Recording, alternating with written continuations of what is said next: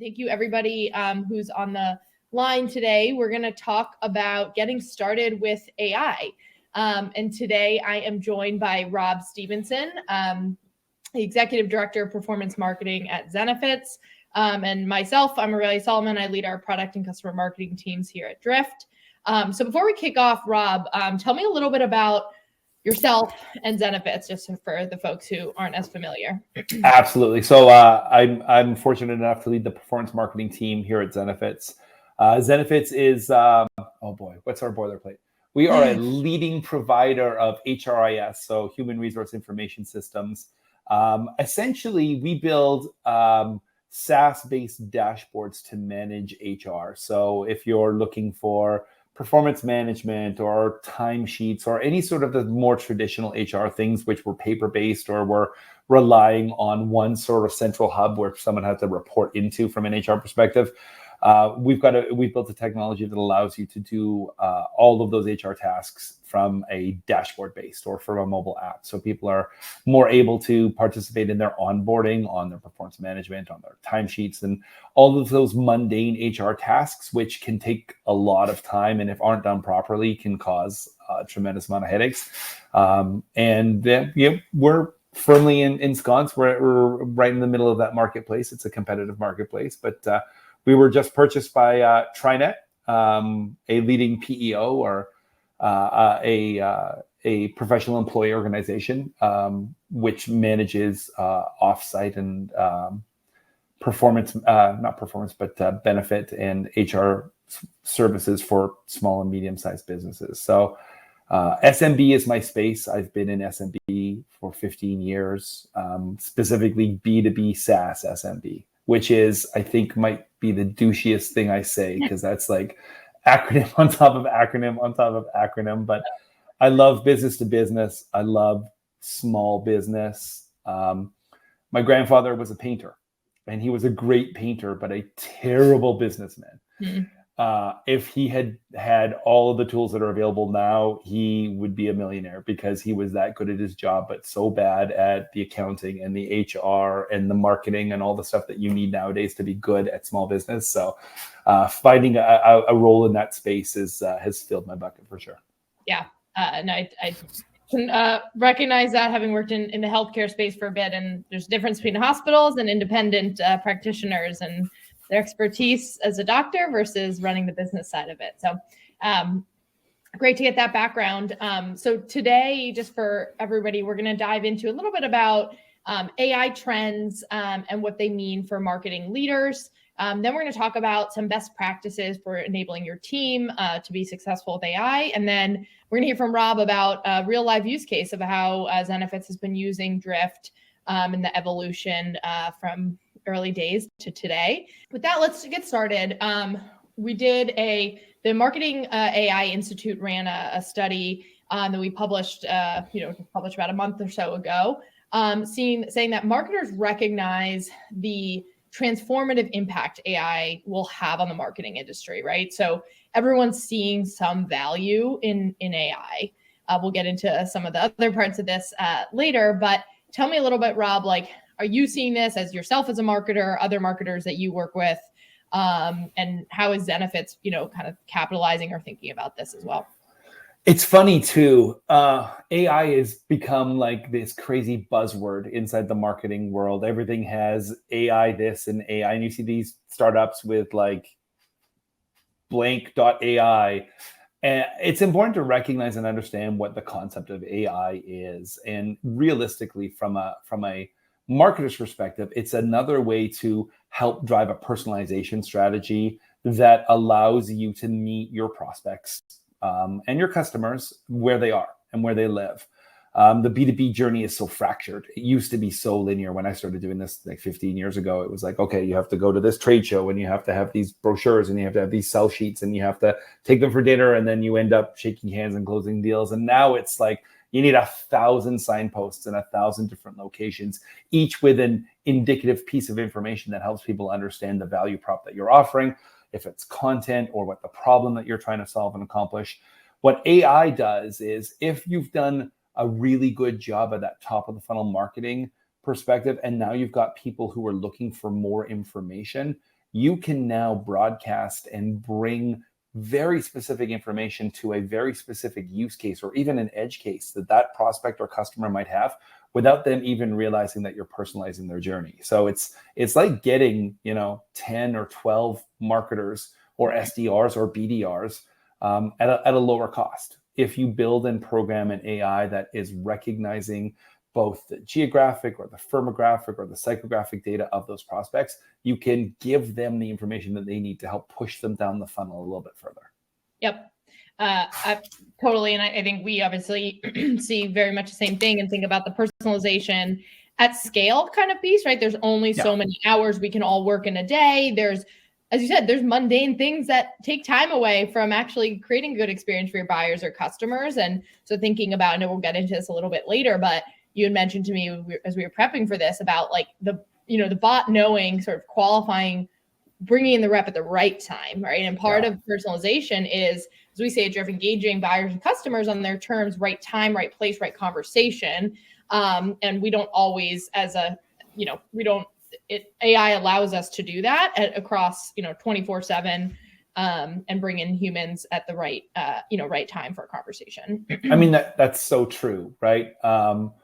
If you've got someone who is in a regular sales cycle and they're looking for information and they're indicating, buying behavior, one of the value points of AI is recognizing that buying behavior and then signaling or driving signals to your SDR, to your sales team, that this is someone you should be talking to and prioritizing, versus the thousands or hundreds or millions of other prospects who are doing other things that may not have that same buying behavior. So it allows you to be more precise. But also, I mean, a tremendous value of AI is if you look at a small business owner who's, laying awake thinking, boy, how am I going to get, benefits set up for my team? I love my team, but we're at 10 employees now. Like, how am I going to do this? And they're up in the middle of the night and they're super stressed out about it. And they can go to a website because they had seen something that was interesting. And then they go to the Zenefits website and like, well, I have questions. And then you've got a bot that's mimicking a human behavior and communicating with them. It's exactly what you talked about. It's the right time. That's when that buyer is on your website, is looking for information, and you're able to deliver it in a custom, kind of very personalized fashion. Could be 2 a.m, could be 2 p.m. I wish it was easy enough to say that sales are 9 to 5. And to be candid, marketers, and we're all guilty of this, marketers are absolutely fantastic at building funnels that work from 9 to 5 p.m. And then at 5 p.m., all of us B2B marketers go home, or 6 p.m., whatever it is.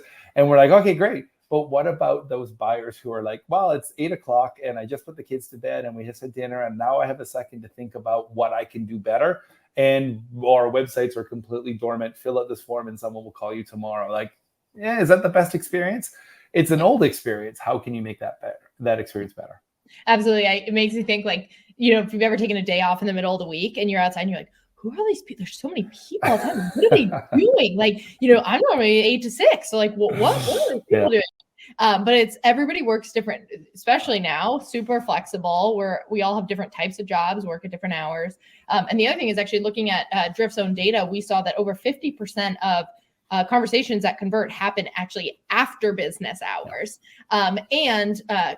Customers prefer, buyers prefer free text conversations than having a button only. So they want to have that open text. And so without AI, after hours, if someone comes in, you don't have the way to have that free engage them and allow them to express themselves in their own words versus having, more of a rigid button kind of flow like other, I'd say more like basic beginning chatbot solutions. So yeah, it's so true. If you can have a conversation matrix that's like a ranch where your buyer can go anywhere on that ranch and ask any questions, versus a Christmas tree, which is if and then, it's a better experience. It's more genuine, it's more honest, it's more real. Yep, absolutely. So on that, it's actually probably why leading to one of the other insights that they saw is that AI is really critical to success in 2022. And ask this question, right? How important is AI to the success of your marketing team? And over 34% found it very important. So you guys can see here, 33 somewhat, and then it sort of falls off of critically, not sure, not important at all. So obviously we'd love the 34, 33s to be even higher, but I think there's still a decent amount of a gap there to see that it is rising in importance, especially this year. I would say that, at Drift, obviously this is core to our philosophy, the way we built our product, Conversation Cloud, powered by our conversational AI. And, we've started on the marketer persona, as Rob knows, and we'll talk to you a little bit later, from insights to bots, but also now thinking about expanding AI into the sales types of workflows, right? Of what insights would an AE or SDR care about versus, Rob or myself as marketers. And then on service, right? If customers come and they want help, how do you allow customers to self-service? The answers on their own time rather than always having to wait. I give my B2C example of 248 hours, minutes or whatever to wait for a JetBlue or Delta phone call to just change when I get a refund or something very simple. So anyway, the impact seems really big. Tell me a little bit about, I know we've been touching on this, but how do you think, where do you see it going this year and next, and maybe anything that you guys are thinking about at Zenefits? It's super important that as marketers, we recognize that not all AI is created equal. AI as a concept could be something as simple as decision matrix or behavioral attributes. This person's their IP address is from New Jersey, so my AI means that they get a case study from New Jersey. That's not AI. AI is, and specifically in the conversational AI that's been built at Drift, is the ability to recognize inputs from an individual buyer or prospect, and then route them to a series of responses that help them get to the next question that they might choose to ask. And then the strategy underlying that is, we know that buyers who are successful or who have bought have answered these 7 questions for themselves. So not only will we answer question number 1 for them, but then we will prompt them to ask maybe question number 2, and then maybe we'll prompt them to answer question number 6. There's so many different varieties and ways that we can look at it. And what's skillful about this is that it's true machine learning, natural language processing AI. It's important that we understand that, because otherwise the concept of AI gets watered down. And as that gets watered down, so does the impact or the effectiveness of the tool. When we look at AI at Zenefits, we are looking at a tool to help us do 3 things. And Aurelia touched on all of them. First, it's a conversation that's one-to-one, but it's actually one-to-many. So the individual prospect that is coming in and chatting with our conversational AI is having a personal conversation. They're the only one having that conversation. The bot's responding.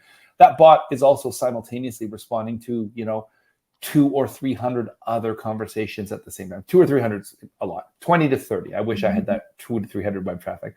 It's responding to 20 or 30 other conversations simultaneously. So it's a one-to-many model that is hyper-focused on a one-to-one delivery. So you're getting a level of personalization, which then secondarily allows my SDR team or BDR team to do other more impactful things. For example, are they working on other later stage prospects, trying to get them to the demo stage? Are they working on information or competitive intelligence so they can answer questions that have come up through other channels? Because we have organic and direct, we have our paid channels, we have our social channels. There's so many inputs coming into our SDR team, not just our website, not just our conversational AI on Drift. They have other requirements of themselves. And if I can get that bot to manage these responses in a way that helps the SDR team be more productive, then I'm able to scale without having to hire, 10, 15, 20 more SDRs to manage the workload. And finally, the third and probably most appropriate, by going through these conversations and looking for indications and markers, we're able to build effective Salesforce records, which allow us to look for buying behavior and specific attributes, which then send up triggers, which allows us to bring our sales team in. Our sales team comes in and they start closing. So instead of them wading through 100 prospects, they're only dealing with the Drift ones that come in that are in the furthest along buying cycle or buying stage. So those 3 elements are how we're able to use conversational AI to kind of expand our reach, but also streamline and personalize. Yep. I love that. And a couple of things that stood out to me, as you said there, is, understanding those buying behaviors so your sales team can be more productive. There's a lot of noise. Nothing is worse from a sales leader to hear like their reps wasting time on non-sales ready leads, right? You might be qualified, but you're not quite ready for sales. So kind of focusing that time on the SDRs. I think there's what they spend like only 30% of their time on revenue generating activities, which is like wild for like that sales like primary job. And yes, some of that's also like Salesforce hygiene, all their like manual stuff that is not going to necessarily go away tomorrow. But where can you help? Where can we help them focus and automate some of the work that is time consuming and manual. And I love the one-to-many, but really one-to-one, because that is like a perfect description of AI. And something you said in the beginning was AI is a buzzword. And so when we're talking Drift, there's not to use another buzzword, but acronyms like NLU, natural language understanding. The whole point there is understand the intent, understand what your customer, buyer, your website visitor is looking for. And what you're touching on is it's outcome driven. What are they trying to accomplish? Obviously, if they're qualified, you're trying to convert them, right? We all know, into a sales meeting eventually at the right time. And if they're not qualified, you want them to get a great experience, but you want to make sure they don't get into your sales funnel. And so it's sort of meeting both the sales marketing, our needs of how to move them, while helping the visitor get the outcome that they really want to get in a very natural, I would say, kind of way, right? Where they're just sort of seamlessly moving through their process.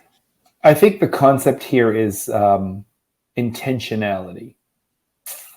If somebody goes organically or directly to a B2B website, and then once they're on that B2B website, they then click to chat with the website, that prospect's intentionality can't be measured like in Salesforce. It is through the roof. Now, are they ready to buy right now? I have no idea. There's no way to know. But I do know one thing with certainty. We haven't sold a single deal in my entire 3 years at Zenefits. We haven't sold a single deal because of chat, because of a good chat experience. It's just what customers and prospects expect now. But I do know that we have lost deals because of a terrible or bad or not very good chat experience. Nobody has ever said to me, Rob, I bought Zenefits. It was close. It was 50-50, but your chat's just so darn good. That's not true. The inverse is true. I was going to buy from you guys, but holy cow, you made it hard and I couldn't get the information I needed. And this chat was terrible and I hated it. And this is awful. And I'm not buying from you anymore. So it's almost like a have to have from a protocol perspective in order to be competitive. And if it's bad, if your chat experience is bad, or if your website experience is bad, or your personalization is bad, it stands out nowadays. It really does. It's a reflection of your brand, right? And the type of experience and what a potential new customer is sort of buying into, right? What the partnership might look like. So I totally agree with that. We got a question that came in about how do we know if, a prospect is, further in the buying journey? How do we know where they are, what their intent is? Is that through Sixth Sense? We do with Drift have integrations with Sixth Sense and other reverse IP and enrichment providers to help there. But I like to think about it, and then, Rob, would love your thoughts here, but there's behavioral data, right? What are they doing? But as Rob just said, like, they might be coming from an ad and they're on the pricing page. That's behavioral. That's telling us they're likely high intent because that's a high intent page. But it's marrying, I think the power with Drift here is powering the behavioral with first party intent data. They're literally telling you in their own words through a conversation what they're looking for. So you don't have to make assumptions and guess. You can literally react to what they need and meet them there in real time. Yeah, we do apply our Sixth Sense data enrichment tool through Drift into Salesforce, or as a way for us to better track and understand. It's important for us as we look to audience segments, because we have different target sales teams that are better equipped to answer questions for, sub 25, sub 50, sub 300. So as we understand the nature and size of an organization, but we also track other sort of elements like how many times have they visited the website? How many times have they chatted with us? So a really good example of understanding those behavioral attributes and further in the buying cycle as a concept. our raw data shows that if somebody engages in a chat, and we count a chat engagement with 4 interactions, so they have interacted with chat 4 times. So they're not just clicking a button, go away, or they're not just clicking yes, tell me more, or yes, I want a special offer. So if they interact with chat 1 time, they are 3x more likely to close than a prospect that does not engage with chat. But where the data gets fascinating is that if they engage with chat on 2 separate occasions, so it could be in the same visit or in a different unique visit, they are more, look at look at that. They are 10x more likely to close. If we can get them to chat 3 times, it's 30 times. Now, the challenge to my team always is, and the challenge to the Drift team internally that we work with, the challenge to the Eng team, how do I get someone to chat just once? What can I do? What creative hook can I use? What Drift animation? We're currently testing some Drift animation on the chatbot to make it stand out and like vibrate on the page so people are, how do I get you to chat once? Because again, look at it, 3x more likely. Once we got you to chat once, the question becomes, how do I get you to chat again? So again, are we looking for a special offer? Do we have a curated experience? Are we offering you different content pieces? And then 3 times we look at that 30x. So again, the question always remains, you're here, you have intentionality. How do I bake that intentionality just a little bit further so we can have, we can get you to a closed won or a closed lost status, or at least help you understand how we can better meet your needs. And that's the joy of the journey for us. It's that challenge. Marketing is forever the psychology of asking someone or making someone change their behaviors or conduct a behavior that they weren't previously going to do. That's marketing in a nutshell from our perspective. So the psychology elements of what can we do? What if we did this? What if we had a special offer? For a while, we were testing different hooks to get people to chat with us. And it was shortly after we got acquired. And it's a funny story. We had a chat bot that would pop up. It was like, hey, it was like a little GIF. It was like, hey, you, go away. We don't want to talk to you. And I got a phone call from the VP of brand from this new parent company that had bought us. And they're like, what's going on with your website? Like, why are you telling people to go away? And I was like, well, we're testing some stuff to see. That bot outperformed any other bot by 400% because every single person was like, what in the absolute hell is this? You clicked on it. It was a funny gift. It was like, just kidding. We got you to chat. What can we chat about? The engagement was through the roof. I get it why corporate puckered a little bit. I understand maybe we won't do that again, but it's just the value of getting someone to stop for a second, change that behavior. It's a lot of fun, and you can do some really cool stuff with it.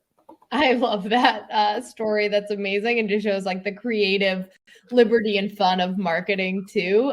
Totally understand at the top line brand level why they might have been upset, but and I think the other part is, we talk about a Drift. Everything starts with a conversation. That's the this just shows it, right? I mean, 1, 2, 3. Everything starts there and it builds from your first conversation onwards. And it's about building trust. It's about getting what you need to continue moving, forward in your journey. So yeah, for sure. One of the other things you talked about, I think that comes with AI is people think like, okay, it's just everything is, it's kind of a set it and forget it. And,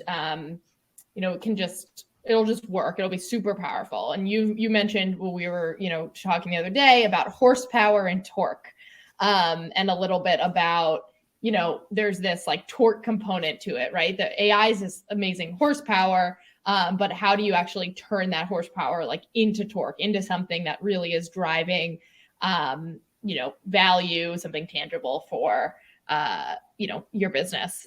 So tell me a little bit about, your analogy there and how that plays out at Zenefits. Yeah, it's that old analogy about the car that pulls up to the stoplight and it has like 450 horsepower and then it hits the gas and spins out because it can't get that horsepower to the road. It can't get it to the rubber. It's not that torque.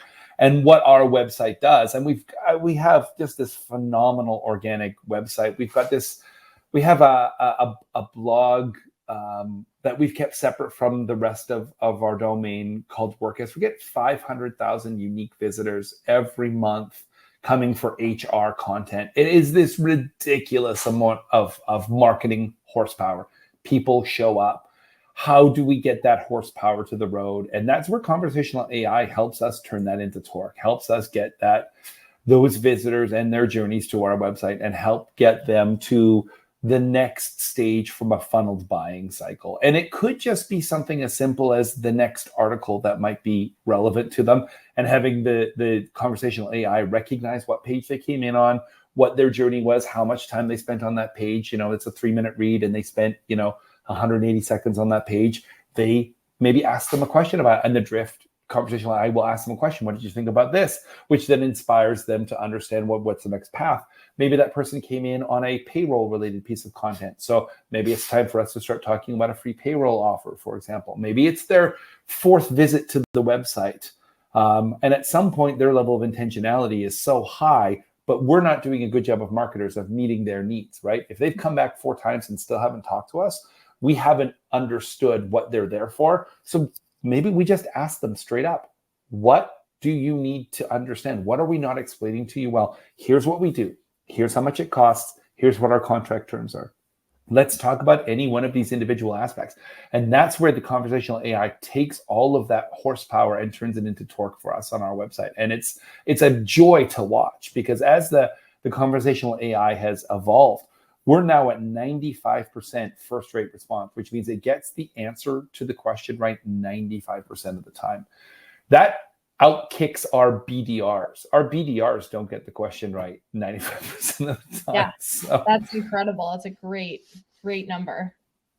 And kind of getting to that point, like you do, I know I may be jumping ahead a little bit, but you do get to, train it. There is a training component, right? If it ever gets those 5%, let's say, where it doesn't know the question, you want it to answer correctly in your brand voice with the right, information for that customer. And I guess that's sort of getting to it's not just a set it and forget it. You want to, it's sort of an ongoing optimization, but it's sort of less work over time as you, keep a pulse on it. Yeah, 100%. I mean, we're constantly evaluating responses. We're changing responses.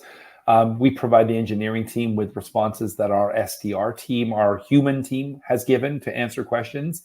And as a result, we can then program answers from there to help make the bot a little bit smarter. But we're not really running into instances of the bot not understanding. Because again, generally when people come to a website, they have, between 7 to 10 different questions that you can program and answer. I would say that we probably have 200 to 300 that could be safely answered without a gigantic lift. But it all comes down to the decision matrix that exists and the conversational modules and the ability to drive between those so it feels organic. And I think a really good example of how organic these conversations can feel is how people respond. So yes, you get the answer 95% of the time, right? And yes, I can joke and say, oh, our BDR team isn't that good. If they were focused and if they concentrated and if it was their only job, yeah, I'm sure they'd be able to get every single conversation right nominally. But I know for a fact that they don't have time. They're working on other things. And we've had instances where we've had months where the 2 drift SDRs. So we only have 2 SDRs that handle drift, and they handle it exclusively on our website. We'll set more meetings in a month than the other 15 SDRs will manually themselves. And it just goes to show it's that combination of intentionality plus personalization plus understanding their funnel journey, and then triggering the response where the human SDR comes in, sets the appointment. I do wish, the downside of AI, if there is one. I mean, of course, it's nothing's perfect. A downside of AR is that the AI is so good that our SDR team will occasionally jump the queue. They won't wait for the bot to route to them. They'll kind of watch a conversation out of the corner of their eye and be like, oh, this looks good. Oh, this looks good. Oh, okay. And then they'll jump in before the bots had a chance to route it, and they'll take over for the conversation, and they'll just act like they were there the whole time. Like it was them that they were chatting with. And, I wish they didn't, but also my job as a marketer is to get that prospect to the next funnel stage. Our next funnel stage is a conversation with an SDR. Our job is done. We've done it. Is it as clean and perfect as we'd like it to be? No, but we have a great relationship with our sales team and the most amazing SDR. So if they can take advantage of what the bot has to offer, it's a huge win for us. So. Yeah, absolutely. So kind of on that, you're I'm probably a veteran in the AI space, but part of the AI Institute report came out that 50% of marketers still consider themselves as beginners with AI, and 45, beginners. And so, what would be, your advice for these folks in getting started with AI, right? Because I think you're more the advanced category, not the beginner. And the good news is that this number is 50 moved to 45 this year. So we're moving folks out of beginner. But what would you recommend to any marketers getting started with AI? Like, what advice do you have for them? As you move into the AI space, particularly the conversational AI space, be very clear what your expectations are, what your goals are, what you're hoping to accomplish. And if you have that as your North Star, it's very easy to build backwards and understand, okay, if I want this behavior to happen, I need to make these 3 things or these 7 things, or I need to have these sorts of things available. AI is not perfect. I did run into this early when I was working. I've worked with conversational AI now for 7 years. I was thinking about that yesterday, which is a long time to work with tech. I was the second Drift AI customer. The first Drift AI customer was Drift. And within about 6 weeks, our bot was better than Drift's bot. And I loved that so much, working with Jeff and Sarah to get our bot up and going. And I've since moved companies and brought another bot on board. If you believe, and I made the mistake one day at an exec meeting being like, I have this bot and it's better than anything else and I win. You can very easily break an AI bot. If you go in and you start throwing weird things at it and questions out of left field that make no sense and swearing at it and just generally treating, yes, the bot will be like, dude, I have no idea what's happening right now. I'm thoroughly confused. However, if you do the same to a human SDR, you're going to mess them up too. And that's the thing to remember. Yes, it's not infallible. Yes, it can be broken. And I made the mistake of going to an exec meeting and being like, haha, look what I've done. And they sat there and progressively tried to they were getting worse and worse and worse trying to break it. And they're like, see, we broke it. You would not talk to a human that way. So why are you talking to a bot that way? It makes no sense. And so what we've been able to do is kind of smooth down the rough edges and bridge the gap between what a traditional bot looks like and what a conversation with a human looks like, to the point where you're engaging in conversation with the conversational AI bot on our website. And we built in some different tests. Like, for example, if you're chatting with the bot and then you ghost, something else comes up, you click to a different tab, you're changing your Spotify, whatever. The bot, after 60 seconds, will be like, hey, what's going on? Is everything okay? You disappeared on me. And 9 times out of 10, the immediate response from the prospect was like, oh my goodness, I'm so sorry. I just stepped away for a moment. And you now have a human customer, human prospect apologizing to a robot brain on your website. And at that point, you've won, right? Yeah. They didn't realize that they were talking to a bot. They're like, oh, this was a perfectly normal, natural conversation that is personalized, specific, one-to-one. I feel special. I apologize for taking my attention away from you for a moment.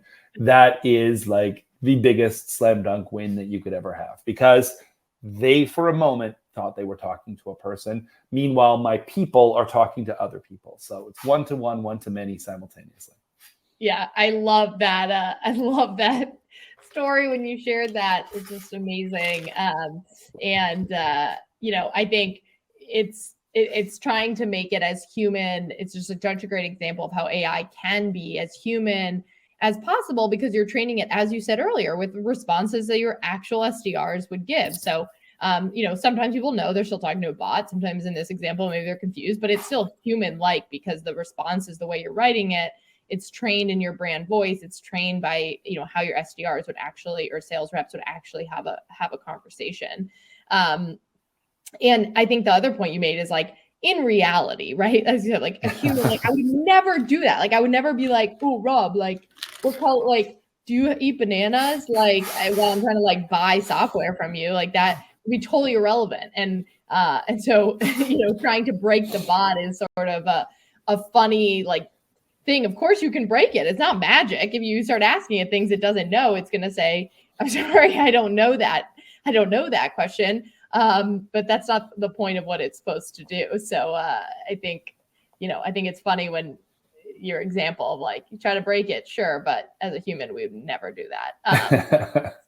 And I think that's where we'll continue going with AI, right? There's more and more to do about making it really personalized and customized to your business, to the way that you speak, your products, the questions that your potential buyers and your customers are going to ask. That's not going to be the same from any business.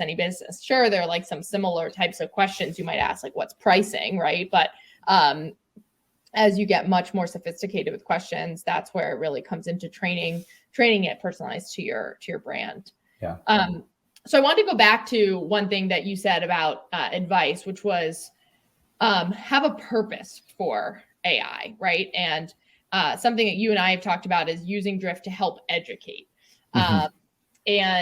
And so you had said to me, so that when it's time, right, a buyer says like, really, there's no other choice but Zenefit. So tell me a little bit about, elaborate for me and the group here about like your focus around educating, and we also talked about personalization a bit earlier, and we'll get to next. Yeah.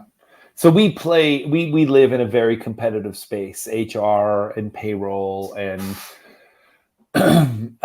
human capital management. That's actually the name of our industry, is HCM, human capital management, which could not be like a grosser way to describe like the core of your business. Like, oh, it's just terrible.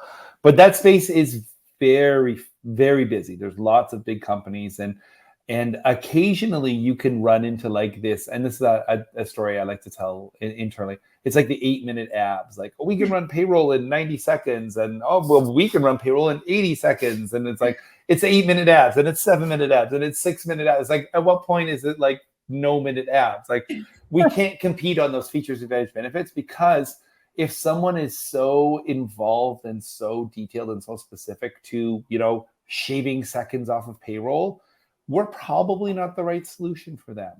There's so many different payroll companies that can give them 1-minute apps. So instead, we focus on education, right? We post and we go to market with content that only the truest of HR wonks would ever be interested in, like how the natural hair legislation in Maryland affects you, or how to reopen a real estate agency in New Jersey after COVID, or how to get how the new safe harbor deadline for 401ks affects small businesses in Illinois. Like really super tight, specific stuff. And we go to market with this because we know that the only person who's going to click on that link is an HR decision maker, because it's like, you're not going to get like some random person clicking on an ebook specific to how to build an employee handbook. It doesn't happen. Yeah. So once you've kind of captured their attention and then they visited the site from an organic or direct, we now need to educate them on a variety of things. It could be pricing. It could be features, advantage, benefits. It could be contract terms. It could be other HR-centric issues. And so we use the bot to poke and to prod, to probe a little bit. What are you interested in? What got you here? And based on what got you here, we're going to make recommendations to help you get to another journey stage. And it could be content related. It could be pricing. It could be features. It could be payroll, depending on what your initial source was.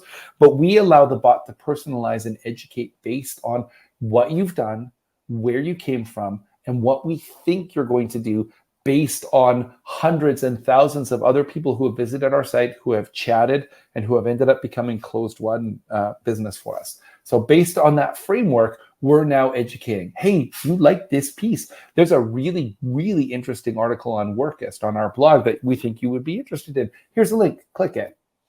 Or, hey, today, for the rest of this month, we're offering free payroll on all year-long contracts. Is that interesting to you if they came in on a payroll? So it's just about manicuring and helping people understand and educating them on the next step.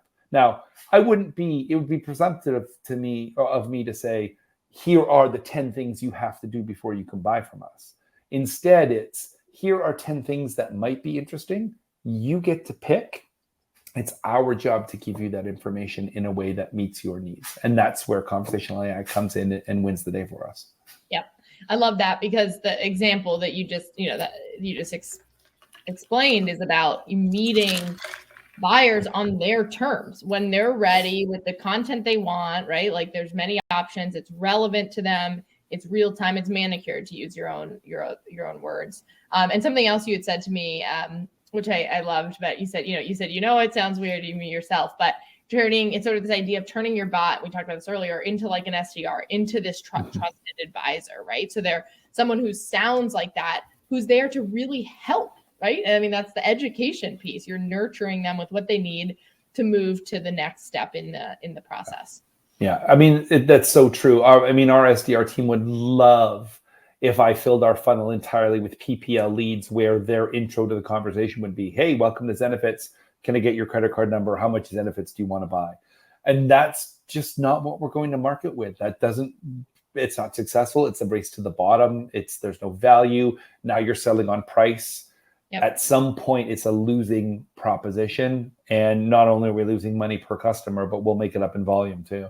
Yep. So the question becomes, how do I become the trusted advisor that you need to understand that we might have a solution that might meet your needs? And we may not engage with you and sell on your first visit to our site or our second, but we know, we've seen those chat details, the 3x, the 10x, the 30x.